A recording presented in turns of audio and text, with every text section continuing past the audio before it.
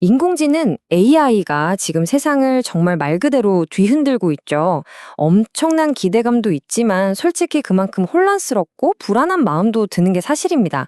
그래서 오늘 이 거대한 변화의 소용돌이 속에서 우리가 진짜 봐야 할 건 뭔지, 무엇에 집중해야 하는지 제가 명확하게 한번 짚어보겠습니다. 자, 그럼 한번 깊이 들어가 보죠. 도대체 왜 우리는 AI 때문에 이렇게까지 불안해하는 걸까요? 단순히 내 일자리 뺏길까봐? 사실 이게 다가 아니거든요. 그것보다 훨씬 더 근본적으로 AI가 이미 우리 현실에 너무나 깊숙이 들어와서 우리 삶 자체를 흔들고 있기 때문입니다. 이 비유 진짜 기가 막히지 않나요?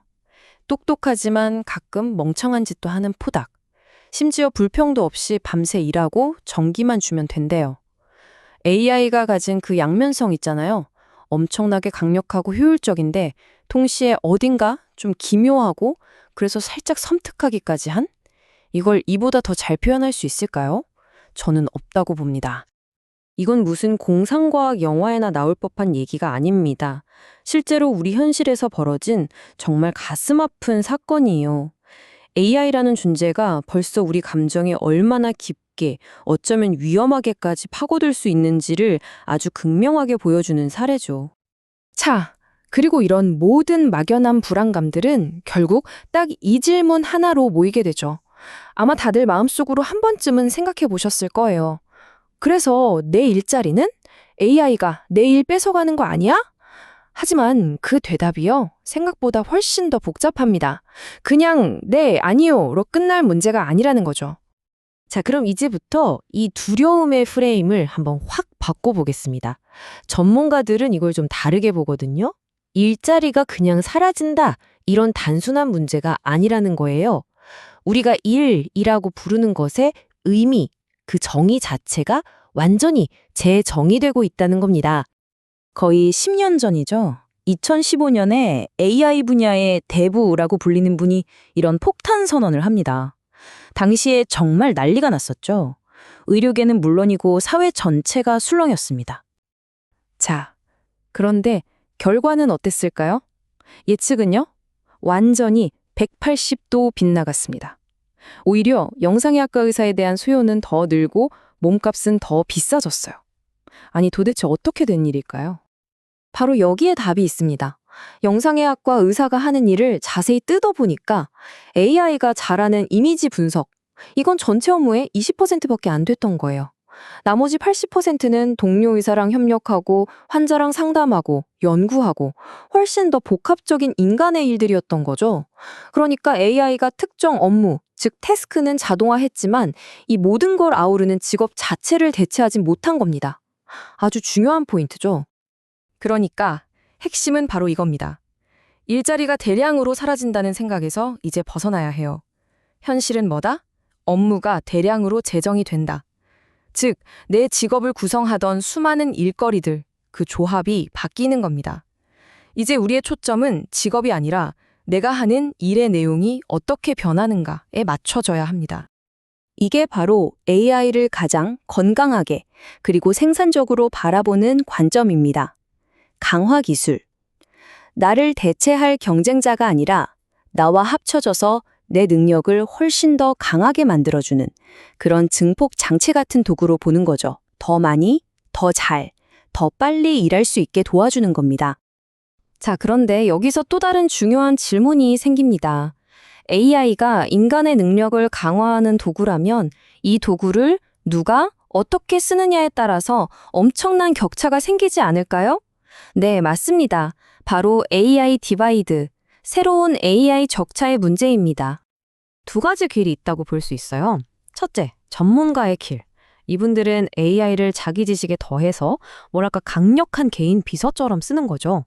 생산성이 정말 폭발적으로 늘어납니다. 그런데 둘째, 초심자의 길이 있어요. 아무런 기본기 없이 처음부터 AI에만 의존하는 거예요. 그럼 어떻게 될까요?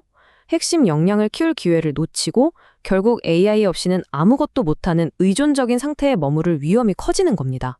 생산성의 양극화가 바로 여기서 시작되는 거죠.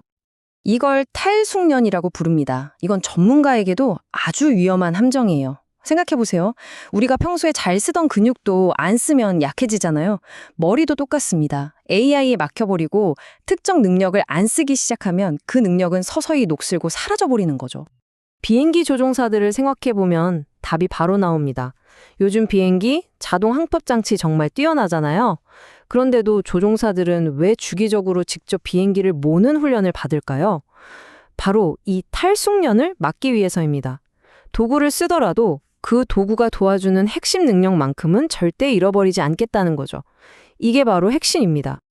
자, 그럼 이제 우리는 뭘 해야 할까요? 기존 기술은 자꾸 자동화된다는데 우리는 어떤 새로운 역량을 키우는 데 집중해야 할까요?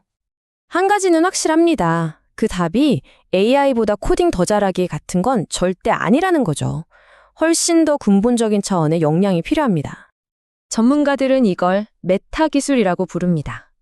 똑똑한 기계 세상에서 인간만이 가질 수 있는 고유한 가치를 증명해줄 새로운 능력의 조합이라고 보시면 됩니다. 크게 세 가지입니다.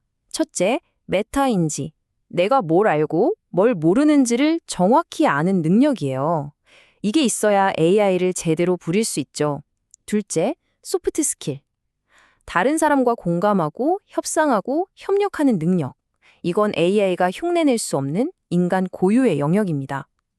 그리고 마지막, 셋째, 회복 탄력성. 실패해도 좌절하지 않고 배우고 다시 일어서는 힘이죠. 이 세 가지, 앞으로 그 가치는 정말 상상 이상으로 커질 겁니다. 이건 우리 교육의 방향이 완전히 바뀌어야 한다는 뜻이기도 합니다. 과거의 교육은 정답을 찾는 법을 가르쳤어요.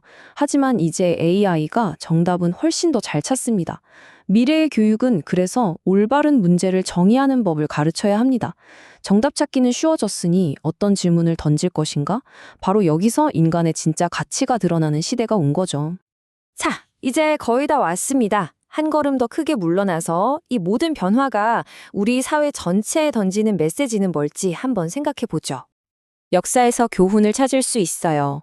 카메라가 처음 발명됐을 때 초상화가들은 다 굶어 죽을 거라고 걱정했죠. 실제로 그분들 일은 많이 줄었습니다. 하지만 예술이 사라졌나요? 아니죠. 오히려 화가들은 사진이 못하는 게 뭘까를 고민하기 시작했어요. 그래서 나온 게 인상주의, 추상주의 같은 새로운 예술이었습니다. 이처럼 기술이 인간의 특정 기술을 대체할 때 우리는 역설적으로 가장 인간적인 가치가 무엇인지 더 깊이 파고들게 되는 겁니다. 이 말은 정말 중요합니다. 기술의 길은 정해져 있지 않다. AI가 만들어갈 미래가 이미 정해진 운명이라고 생각하면 안 됩니다. 그 미래는 바로 우리들의 선택, 우리의 행동에 달려 있습니다.